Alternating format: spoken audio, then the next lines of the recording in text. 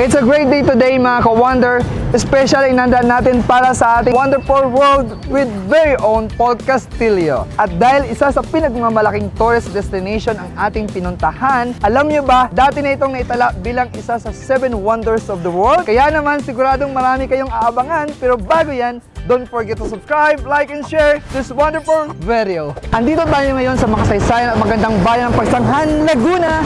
At marami tayong pupuntahan para hindi lang busugin ang iyong mga mata sa magagandang panawin, kundi para din literal na mabubusog sa mga pinagmamalaki nilang kainan dito sa magandang Pagsanghan. Kaya ano pang hinantay natin? Tara na sa isa namang wonderful experience. Ang simbahan ito ay kilala noon bilang Visita of Lumban at kilala ngayon bilang Pagsanghan Church. Itinatag noong November 12, 1687 ng isang Franciscanong misyonaryong pari na si Father Agustin de la Magdalena. Ibig sabihin mga ka-Wonder, 337 years old na ang simbahang ito. So tara, explore natin! Ay, may kakasal!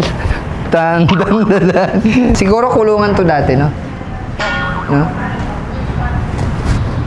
Di ba may simbahan, may kulungan naman dati? Wow, ang ganda ng kisame. Oh, ganda ng bubong nito. Na-preserve nila, no? Ito, original talaga itong mga poste na to. Grabe, no? Lalaki ng mga poste, oh. 137 years. Imagine mo paano nila ito preserve. Di ba? Hanggang ngayon existing. Pati yung mga aesthetics sila, mapapansin nyo, pati yung mga poste, tsaka yung mga kisame, tsaka yung pinaka-altar. Ang ganda. Imagine mga ka-Wonder, sa loob ng malaking simbahan na to, mayroon pang isang maliit na chapel. So tara, pasokin natin. Dito inilibing yung mga kilalang personalidad dito sa Pagsanghan, lalo na siguro yung mga nagsaserve sa simbahan. Papansin nyo yan, yung mga unang ginamit na mga kauna-unahang pari dito sa Pagsanghan. At alam nyo ba, may na-discover tayo dito. Siguro ito na yung pinakamatandang puntod na na-discover ko mga ka-Wonder. 30 the October 1850. Da Dorotea Cabresa Vida de Rivera. Siguro yung mga personality na yan, yan yung isa sa mga nakibahagi dito sa simbahan na ito. Maraming na-embag, di ba? Pansin nyo yung mga pader na to, di ba? Original na mga pader. Yan. Diyan natin makikita kung paano nila maintain yung simbahan ito for 337 years. Ito, madalang na tayo makakita ganitong bintana. Ganda, no? Mga original na ba ito yan? Siguro ito nung panahon na to, ginamit ito ng mga Kastila na ano, na hindi natin alam kulungan or taguan. Wala lang tayo may tanong dito kasi walang tao sa simbahan.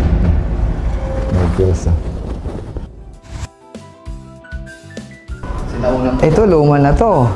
Sinaunang upuan to. May uwi nga to sa bahay. Alam nyo ba mga ka-Wonder? Isa sa pinakasikat na personalidad ay isang pulis na si Abner Apuang na naging isang mayor din ng bayan ng Pagsanghan. At nasa pelikula na rin yung kanyang buhay. So ayun, nandito tayo ngayon sa kainan na kung saan dito tayo kumain ng ating pananghalian, ang Ben Pares. At syempre mapalad tayo dahil na-meet natin mismo ang second generation na may-ari ng Ben Pares. So ayun, magandang hapon sir at maraming salamat sa masarap na pagkain ng handa nyo. Ano po pa? Kenneth po. John Kenneth Perez po. Okay. So ilang taon ka na sir nagmamanage ng Ben Pares? Nung nag-pandemic, nag-decide kami mag-asawa bumalik ng Pagsanghan. Gusto ko na rin siya tulungan mag-manage ng business. Nandun talaga yung original na branch namin sa tapat siya ng Iglesia ni Cristo. Dito rin po sa Barangay Sampalocan. Plano kami na magbukas pa ng isang branch. Ito nga po yun, na maglagay kami ng overload. 7 years na po ako nagmamanage ng business. Then ito po is almost 2 months pa lang siya. Wow! Oo. Pero ang dami ng customer Papapansin mo, tingnan mo, pabalik-balik kayo yung customer.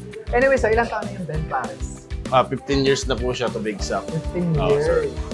So yung pinaka-original talaga na nag-manage yung Pares. Anong menu? Yung pinaka-original? Nag-start po kasi kami noon is from bakery kami to Pares. Then yung Pares namin is recipe siya ng family ng father ko, generation na.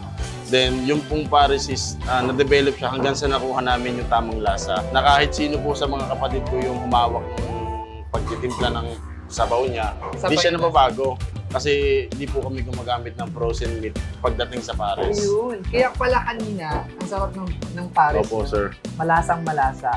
Saka parang may natikman ako ng parang may kunting alak ba yun?